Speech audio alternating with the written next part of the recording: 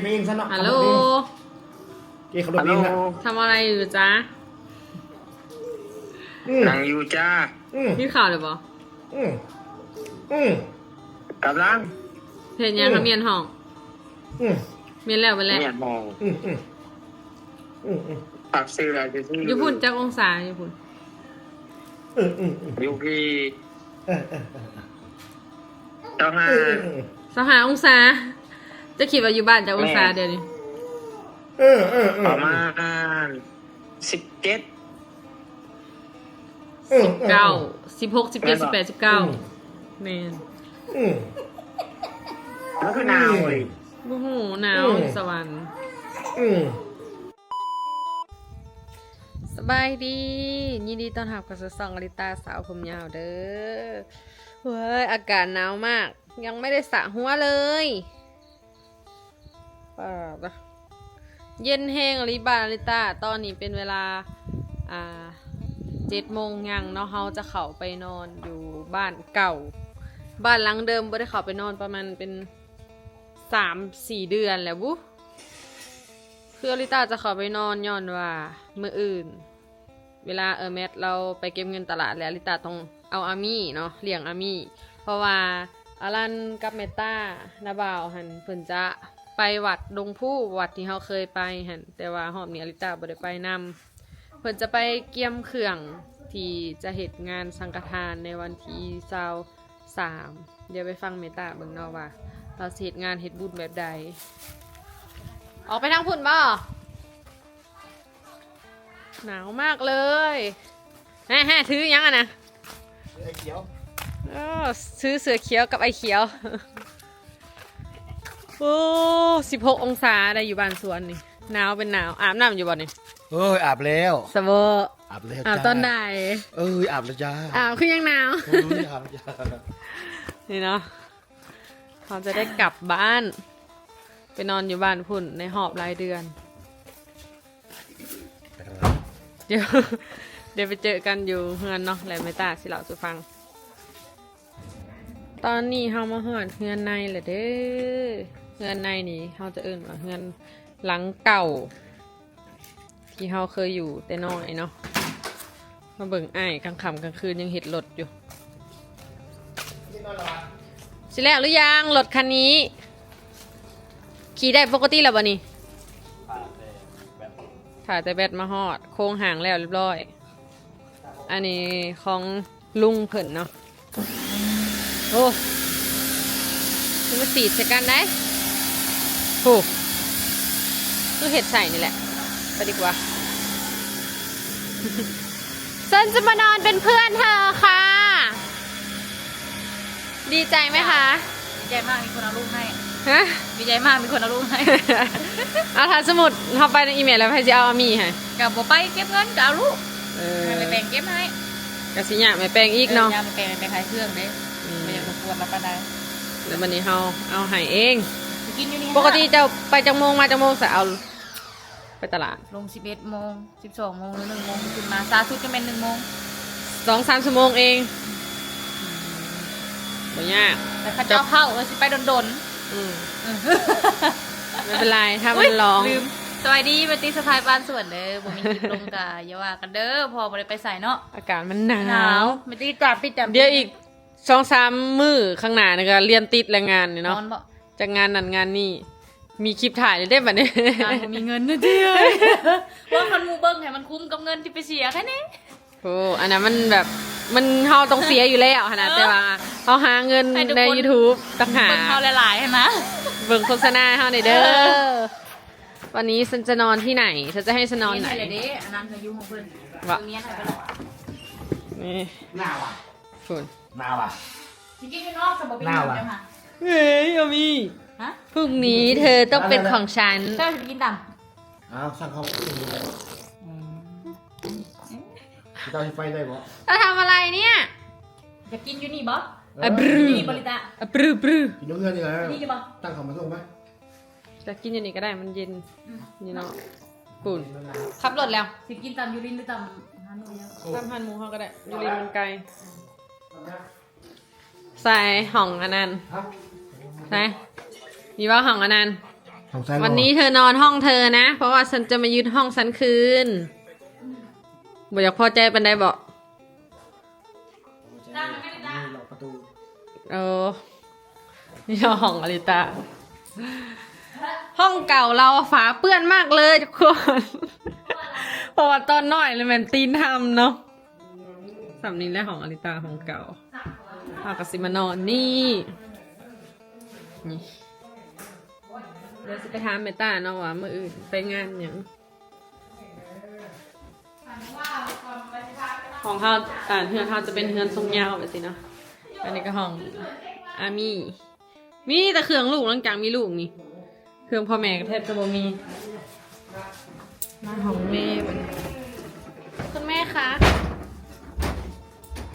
เมตาเรายังบ่ทันอาบน้ำเนาะเนี่ย สภาพแม่เป็นอย่างนี้ ไม่เป็นไร ปกติก็แบบนี้อยู่แล้ว ดีจ้า มื่ออื่นสิไปวัดแบบใดนี่ฮะ งานหยัง งานปฏิบัติธรรม งานปฏิบัติธรรมมื้ออื่นน่ะ จะไปเบิ่งความเรียบร้อย ไปจัดแจงสถานที่แล้วก็พาแม่ครัวเซ็กเบิ่งถ้วยจานหรือว่าอีหยังต่างๆความพร้อมมาแหละในงานนั่นแหละ งานหาเป็นงานปฏิบัติธรรม แม่นงานปฏิบัติธรรมประจำปีของวัดดงผู้วัดพระอาจารย์ แต่ปีนี้สิบ่ เาะ ได้เฮ็ดใหญ่ปานใดแม่นบ่เพราะว่าเพิ่นบ่สบาย เพิ่นไข้แน่แล้ว แค่นี้แล้วว่า ใหญ่หรือน้อยมันก็แล้วแต่ทุกปีเฮาต้องได้เฮ็ดอยู่แล้วหามื้อวันที่23หาวันที่27 โอ้ 23 24 25 26 27เป็นมื้อ มื้ออื่นวันที่20นี่มีแต่ไป ไป เบิ่ง เกียมพร้อมแม่นไปเบิ่งสถานที่ไปเช็คความเรียบร้อยว่า อืม ต้องอีหยังเพิ่มบ่อีหยังประมาณนี้นะและแม่ก็โซกะไปสังฆทาน และ อา มื้อ หารขึ้นโต๊ะเลย และมื้อแท้แล้วเฮาจึงไปเบิดครอบครัวเนาะ แม่นวันที่ เพราะว่าเขาเป็นเจ้าภาพนำเนอะ แม่นที่23 57เว้าโดยรวมก็เฮาก็จะเป็นเฮาหั่นน่ะเป็นเจ้าภาพหลักก็ว่าแม่นเนาะเพราะว่าต้องได้เบิ่งอีหยังขาดเคินอีหยังเฮาก็ต้องได้ช่วยกัน แต่ก็จะมีหลายคนอยู่ที่ช่วยกันเพราะว่างานปฏิบัติธรรมนี่หมายถึงว่า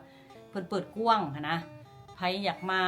ฝึกความอดทนหรือมาปฏิบัติหรือมาศึกษาจังซี่นะก็มาได้มาร่วมงานนํเพิ่นได้สินะแล้วก็หลายคนมาก็อาจจะถือข้าวถือน้ำถือนั่นถือนี่แบบอยากมาให้ทานเด้เพราะว่าพระสงฆ์เพิ่นมาจากทิศทั้งสี่มาจากเวียงจันทน์แน่มาแต่ใต้แน่หรือประมาณว่ามาทุกสารทิศมาจากทิศทั้งสี่ประมาณนั้น โอเค ถ้าใครอยากร่วมทำบุญเนาะก็สามารถติดต่อมาทางอลิตาได้เด้อ แม่น ถ้าอยากอันโมทนาเป็นเจ้าภาพอาหาร แม่น เครื่องดื่มเป็นน้ำ อันใดก็ได้ ยังก็ได้ เป็น เบิด หยังติดต่อมาได้ เพราะว่างานนี้วันที่23หา27ประมาณ5มื้อเนาะแล้วก็แม่ต้าก็สิพยายามเอาลงเฟซลงหยังนำ โดยโอเค ไปอาบน้ำเจ้า มื้อนี้เราจะมานอนบ้านเราเองนะคะ กับผมยังไลน์ทุกคน มาถ่ายมาพอมานอนในบ้าน มันบ่ได้แล้วโดนแล้ว ฮะมีหยัง เป็นที่เลอเป็นที่เลอ มันเทมันเท เป็นที่เลอคือบ่ได้ มีหยังคือบอกว่าจะเป็นพี่เลอ เอาจะวักร้องดิ จะบูลลี่เฮาได้นี่ แล้วจะร้องเพลงที่เป็นพี่เลอเขาบ่ได้มามวนเขาว่าจะร้องเป็นพี่เลอเพลงเดี๋ยวนี้เป็นพี่เลอเป็นพี่เลออันนี้กระซุบจูอยู่ตลอดเลย โอ้ยหนานะบีบน้ำลายเว้ย อย่าเล่นน้ำลายค่ะ โอเค กินแท้กินหว่าเนาะใช่ว่าสิบุกินข้าวแรงสิลดน้ำหนัก ฮะ เดียว กินอันเดียวอ่ะเนี่ยปีกหมูสุดใหญ่สุดหา10,000ดิ แซ่บบ่ เป็นได้มาอยู่บ้าน ดนหอมนี่ แต่หูตึกดี รู้สึกดีเปล่า เงาดี เงาดิ จะบอกมาบ้านเฮาแล้วมันรู้สึกอย่างไดย้อนยุกบ่ คือปักสั้น1,995 อย่าคือปี1995 ย้อนยุคไป ย้อนหยัง 20 ปี คือเป็นจังซั่นเจ้าจังว่า คือบ้านข่อยตะกี้เลย มัน ตะ แบ กี้ บ ก็เป็นอย่างนี้แหละ มันเงียบมันเงา มันเงียบมันเงียบ เด็กน้อยว่าลายวัยรุ่นว่าลายสิวะ สงบดี หมักแบบจะใช้หมักแบบวุ่นๆหรือหมักแบบสงบ มาแบบธรรมดาแบบนี้นะมักอยู่กับบุตร อยู่ปากสั้นมันก็อันนะคือการเงียบคือการได้เฮาไปค่ะ เงียบใครคนนึง ใครคนนี้หนึงยังมีใครกว่าอีกบ่ คนเดียว แม่นและแนวอยู่ปากสั้นเจ้าพันมีหมู่เนี่ยคันเงากันยังกะโทรกันมาปาร์ตี้ไปหยัง ว่านะ แต่ว่าอยู่ดีหันมีแต่ลูกแต่หลานนี่สิเนาะ ลูกหลาน รู้สึกว่าแก่ขึ้นไปบ่ รู้สึกว่าแกถึงไปอ่อน เพราะว่าเจ้าได้มาเป็นปู่หรือได้ปู่น้อยแม่นบ่วะ ปูใหญ่ ปู่น้อย ปูใหญ่ปูน้อย ปู่น้อยแต่ว่าก็ตัวใหญ่ ปูใหญ่เกือบ100 โลเลย เกือบ100 โลแหละเราสิไปซื้อของอยู่ของกินเนาะบ่าวไส้เพิ่นเหงาเพิ่นก็เลยว่าสิมาสั่งสรรค์อยู่บ้านเล็กๆน้อยๆ มา เราจะออกไปซื้อตำหั่นหมูที่เฮาพาสาวน้อยไปกินมื้อนั้นเนาะอากาศหนาวแห้งหนาวเลยนะคะ ขายอยู่นอกพี่ชัว อะไร ขายที่อยู่นอกพี่ นี่ นี่คืออยู่โรงเรียนนี่19 องศา แต่ว่ามันจะหนาวสุดนี่ในส่วงเช้ามันจะอยู่ที่16 องศา หนาวมากบัดโทรถามไอ้เพิ่งเนาะว่าอยู่พุ่นหันจากองศาแล้วก็ว่าอยู่พุ่นมีแต่20ป้ายนี่เฮาสิโทรลิ้นโทรยามไอ้เพิ่งเด้อนี่ เอ๊ะไปเองซะเนาะ ฮัลโหล เอ๊ะขับรถ ฮัล เอ โหล งนะ ทำอะไรอยู่จ๊ะ นั่งอยู่จ้า นี่ข่าวเลยบ่ อืมอืม กำลัง เห็นยังคะเมียนห้อง อืม เมียนแล้วไปแล้ว เนี่ยมอง อืมอืมอืมอืม ปักเสื้อจะที่ อยู่พุ่นจากองศาอยู่พุ่น อืมอืมอืม อยู่ที่ เออเออเออ เจ้าห้า 25 องศา จะคิดว่าอยู่บ้านจากองศาเดี๋ยวนี้ เออเออเออ ประมาณ17 9 16 17 18 19แม่น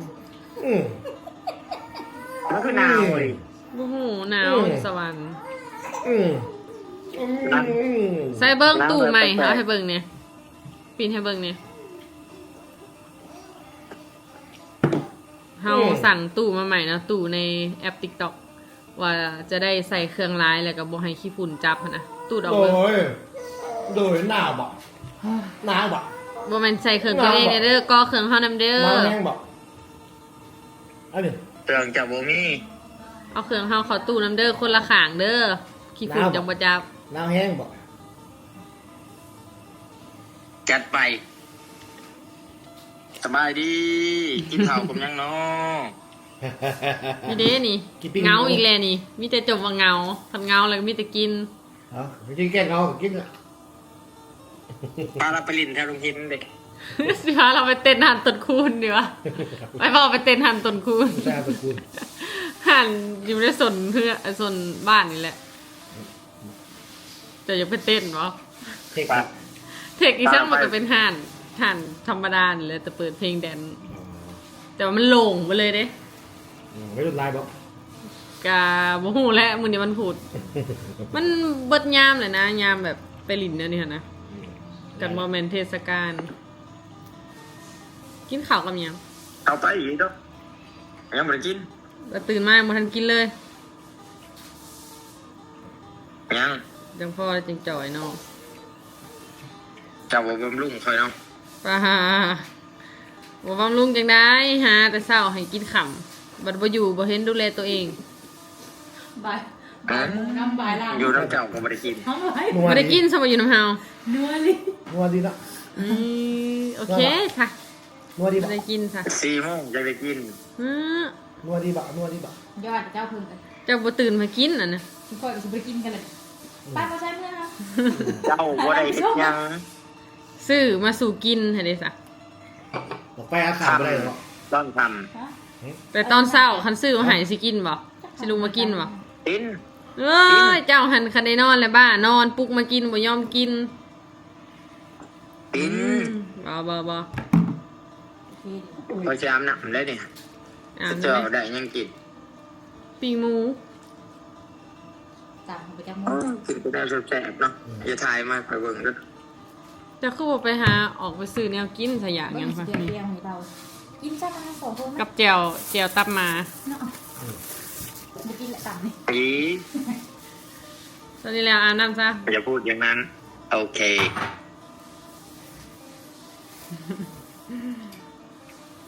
ไปะเดี๋ยวเราจะออกไปซื้อตำเลยนะทุกคน ตอนนี้เรามาฮอดเลยเนาะกำลังมาเสี่ยงดวงมื้อนี้ มาซื้อต่ำมาซื้อดวงมา เสี่ยงดวงเลขหยัง มีบอกว่า78นะพี่น้อง เอ้าหลีกับมาริ ได้ยินน้ำกันเนาะแบบยูสื่อมันก็เว่าขึ้นมานะ ทั้งที่เด็กน้อยหากะ4 เดือนยังบ่ทันได้เว้าเป็นนะพี่น้องแบบ แม่น แบบอย่าคือก็เสียงแจ้งแฮงเลยเด้ มันบอกแบบ 78นั่นสิแหละแล้วก็เลยว่าเฮ้ยมันบอกเลย มันหัวแม่วันเงิน ลองมึงแม่2ตัวซื้อแล้วซื้อเด้อมารุ่นว่าเฮาสิถึกบ่ เก้าที่เฮ้ย หึ ผีบอกหนคนบอกคืน39ติ ลองมึงเด้อเจ้าเป็นครูเคยขายเลขได้เนาะ เคยฉัน จะลองซื้อเบิ่งจากใบ1ใบ10,000นึง ว่ามึงสิบ่ซื้ออันนี้ สิซื้อไปได้ซื้อ คือเลข2ตัวธรรมดา เอาแต่ซ้ำนั่นแหละ โอ้ยมันยากกับกูเห็นแล้วคลิปนี้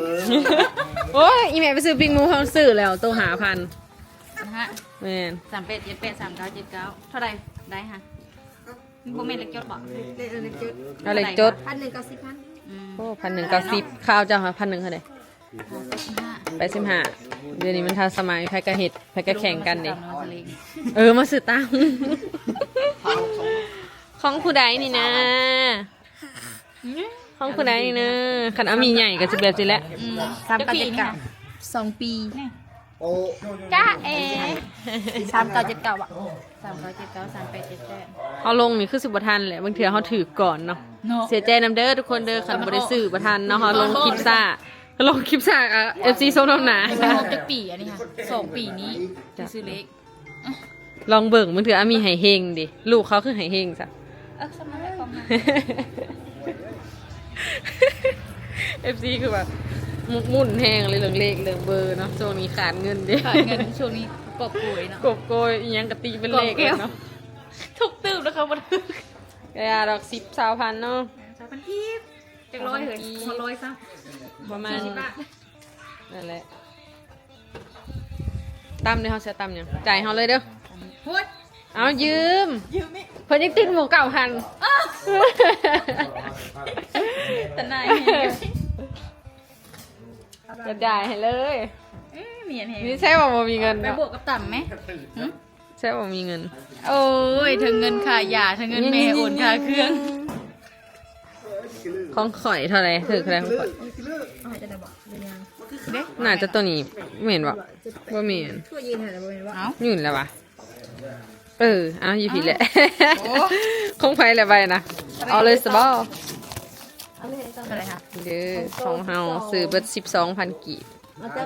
มันเถื่อมันถือ ต่ำนี่6นึงเลยเอาสเล็ก เขาจะเอาตำหยังยังตำยังแหน่เดี๋ยวนี้ ตำกุ้งตำปลาหมึกกระย่าง ตำกุ้งใส่เค็มหมูนำบ่ ใส่ แบบ ได้ แบบในหูเลยบ่ตรงปกอยู่บ่ ถ้าสั่ง เขาสิเอาอันนี้ได้ที่ เขียนว่าตรงปกนะตำกุ้งปกติกินแต่ตำหมี่ตำซุป ซองค่ะ เอาตำหยังไงแม่ เบิ่งเองสิไล่ไว้ก่อนเองได้เท่าไหร่ เบ้อ 4,500 4,500 ต้องมาบิเลจะนี่จะเป็นไฟเลยนี่ สั่งต มีไว้บ่ถ้ามีไว้พวกดินใกล้บ่ ำตำหยังไรถ้ามันอยากกินตำกุ้ง ตำกุ้งกับตำปูม้าเนาะตำกุ้งตำปูม้า ปูม่ามีบ่ปูม่ามีบ่น่ะ อ้าวเดี๋ยวลืมทำ แล้วก็ ต ตำกุ้งแหละ ำกุ้งโบดิดเด้อ สำลา สำลา แล้วก็ต แล้วใส่ตีนอลันมาก ำกรณีเอาซะ บ่มาก่อนนี้ บ่หมักหมี่ เอาใส่น้ำกันจ้ะ ปนกัน กรณีมีตีนไก่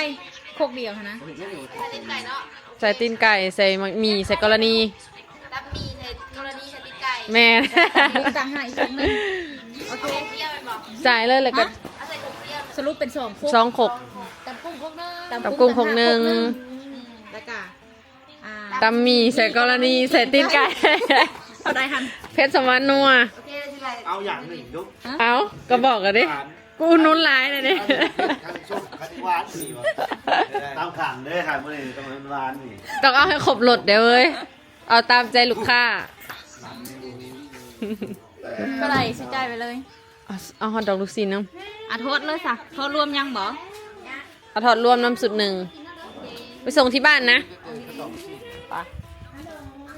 กลับบ้านเรา เพราะว่าที่ผ่านทางวันนี้เราจะรอให้คนโอนตังเข้าบัญชีเรานะ โอนให้ในเด้อ4,500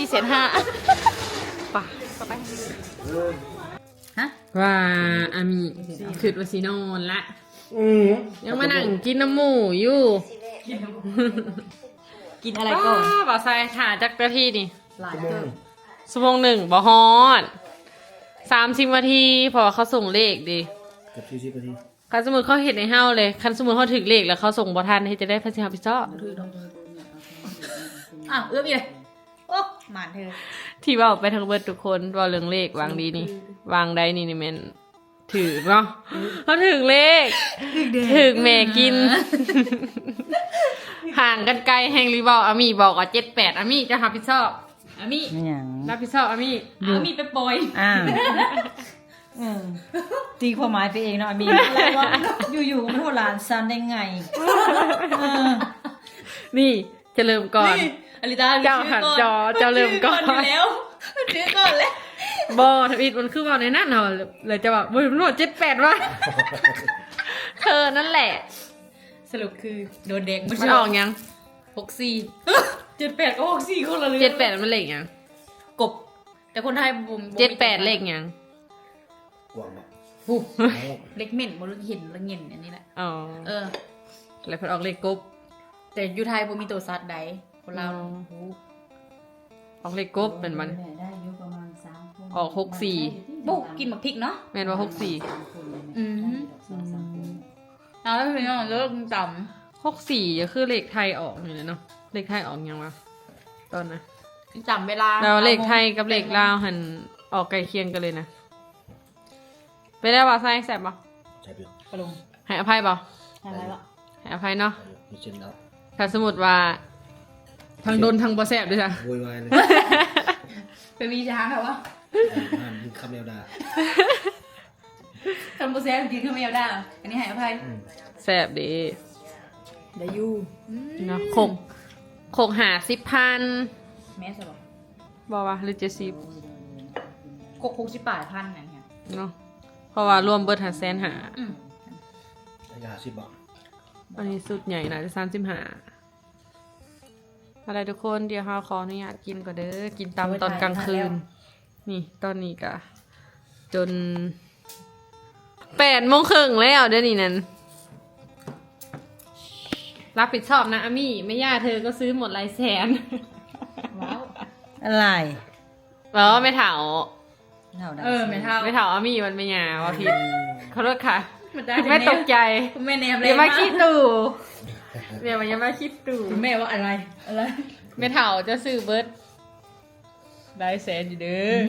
บอกให้บ้านอีก เรื่องของเธอเรื่องของเธออามีจะพูดได้ไงเนาะมีความหมายไปเองมโนไปเองนะลุงเนาะมโนไปเองนะลุงเนาะ เสียงหัวเนาะเจอหนาพันรอยังหามตีเป็นเลขได้มาทีจะเด้อ มโนไปเองเนาะ การบอกหลี ฝากทุกคนกดไลค์กดแชร์กดซับสไครต์เป็นกำลังใจให้เด้อทุกคน ก็หาบาลาก็หก หน้าไม่เห็นแบบนี้ หนา เลยอะ บอหนาเห็นคือแบบชุดลำหนานะหนามีหนามันคือแบบชุดลำหนาเท่านี้แหละมึงว่า ร้านที่ว่าได้ไหมร้านได้ หนาแบบ ตามมากัน สุดนะ สนุกหน้าเลยบุกินมันบุกิน ก็ดังหลายจนร้านตื่น เอ้ยนะ กันลึกกัน ลูกนุ่มนิ่มมาหายเห็นบ่อไส้นะ อ้าวที่แรกมันเห็นก็ให้ นี่มันลึกแล้ว ปัดขึ้นทำไมผมเนี่ย อ่ะจุ๊บจุ๊บจุ๊บจุ๊บจุ๊บอ่ะจุ๊บจุ๊บจุ๊บจุ๊บจุ๊บจุ๊บจุ๊บ ผมคุณแม่ ฝากทุกคนกดไลค์กดแชร์กดซับสไครต์เป็นกำลังใจให้เด้อคลิปนี้กับรู้ยังไงทุกคนถ่ายบล็อกกิจกรรมวันบอกเลย บล็อกเดย์เป็น กิจกรรมประจำวัน กิจกรรมประจำวัน จุ๊บจุ๊บจุ๊บจุ๊บ ยังให้อุสอนอีกเลย บ๊ายบายทุกคน